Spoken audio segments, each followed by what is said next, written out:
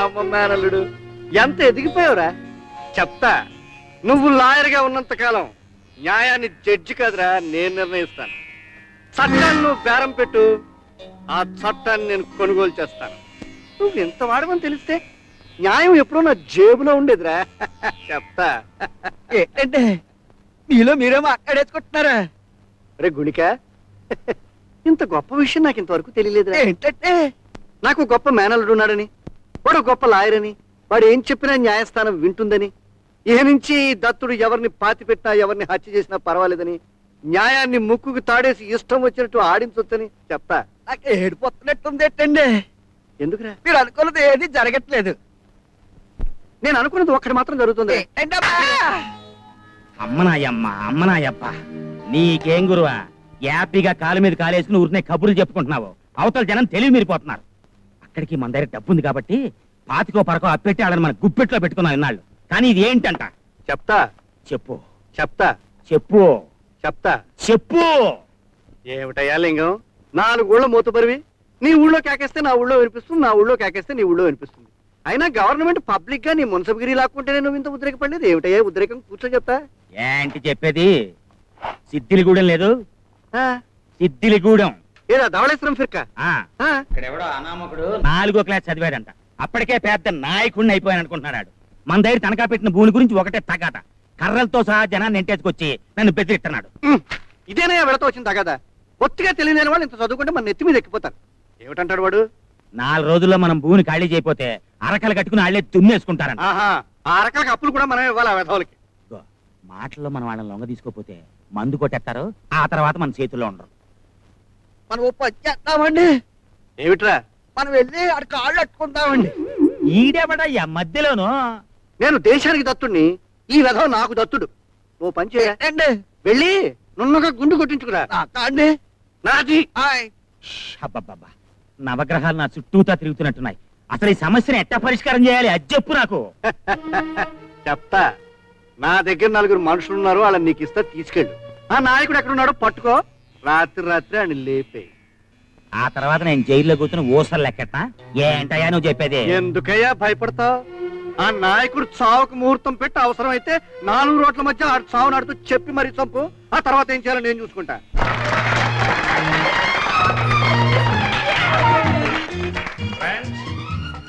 మా శ్రీధర్ తన తొలి కేసులోనే ఘన విజయం సాధించినందుకు బార్ అసోసియేషన్ సన్మానం చేసిందని మీ అందరికీ తెలుసు. అది నాకు చాలా గర్వకారణం. ఆ విజయాన్ని పురస్కరించుకుని ఇప్పుడు ఈ పార్టీ ఏర్పాటు చేశారు. Now, give him a big hand. మరొక్క మాట, మా శ్రీధర్ మీకు లాయర్ గానే తెలుసు. కానీ ఇంత ప్రతిభావంతుడైన లాయర్లో ఒక అద్భుతమైన ఆధునిక కవి కూడా దాగి ఉన్నాడు. ఈ అద్భుతమైన కవి ఒక అద్భుతమైన గేయం రాశాడు. అది నేను విన్నాను. ఇప్పుడు మీరందరూ కూడా వినాలి.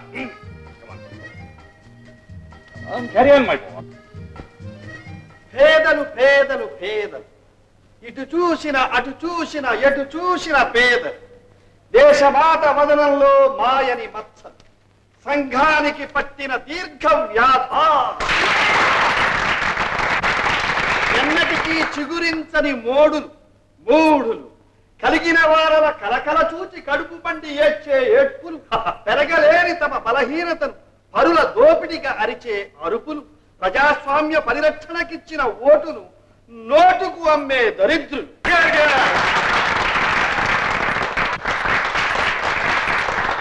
పట్టణాలలో పల్లెటూళ్లలో వీధి వీధిలో సందులో కార్లు రైళ్లు బస్సులు బళ్ళు ఎక్కడాగితే అక్కడ మనకు కనిపించే భిక్షాపాత్ర. ఓహో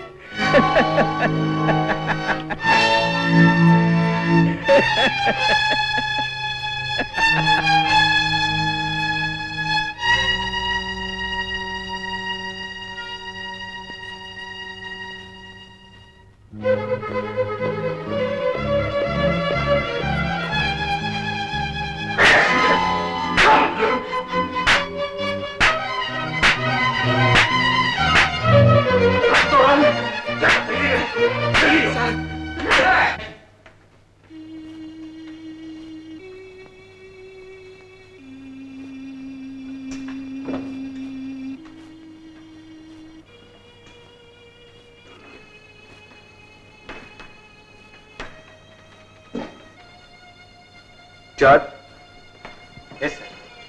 మన డ్రైవర్ పేరు ఏమిటి? చిరంజీవి సార్. అతని అడ్రస్ ఎక్కడో తెలుసా? తెలుసు.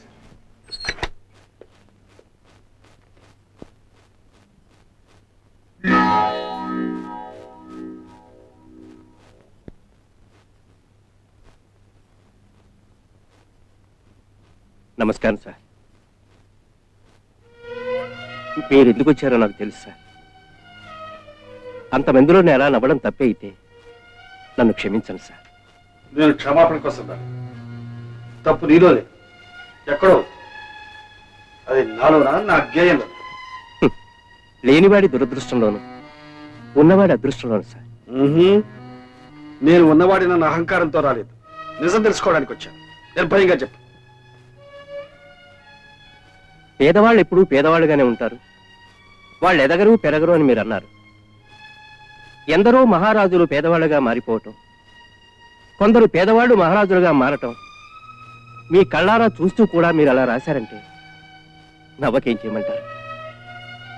ఇప్పుడున్న మహారాజులందరూ ఒకప్పుడు పేదవాళ్ళనే సత్యాన్ని కూడా మీరు గుర్తించలేకపోయారంటే నవ్వకేం చేయమంటారు? పేదరికం అంటే ఏమిటో మీకు తెలియదు, అసలు జీవితం అంటే ఏమిటో మీకు తెలియదు సార్. మీరు ఊహించుకున్న ఈ దురభిప్రాయంతోనే మొన్న కోర్టులో మీకున్న తెలివితేటలన్నీ ఉపయోగించి వాదించి ఏ తల్లి కన్న బిడ్డను, పెళ్లి కావలసిన ఆడపిల్లను 10 మంది ముందు పతితా వ్యభిచారిని నిరూపించారు, చప్పట్లు కొట్టించుకున్నారు, పూలదండలు వేయించుకున్నారు. కానీ ఆ అమ్మాయి భవిష్యత్తు ఏమైపోతుందో ఒక్కసారి ఆలోచించారా? ఆ అమ్మాయి అలాంటిది కాదని మీకు తెలిసిన రోజున నాశనం అయిపోయిన ఆమె జీవితాన్ని మీరు బాగు చేయగలరా? వ్యభిచారిణి అని ఆమె కంటకట్టిన పట్టాన్ని మీకిచ్చిన బిరుదులతో తుడిచిపారేయగలరా? చేస్తా, తప్పకుండా చేస్తా. కానీ ఆ అమ్మాయి అలాంటిది కాదని నువ్వు రుజువు చేయగలవా? తప్పకుండా చేస్తాను. ఆ అమ్మాయి నీకు తెలుసా? ఆ అమ్మాయి నాకు తెలియదు, కానీ ఆ రాజా, ఆ లోఫర్, ఆ మదించి నాబోత నాకు బాగా తెలుసు. వాడు రోజు ఆడే ఆటలు నాకు తెలుసు, వాడు ఎప్పుడు ఎక్కడ ఏం చేస్తుంటాడో నాకు బాగా తెలుసు.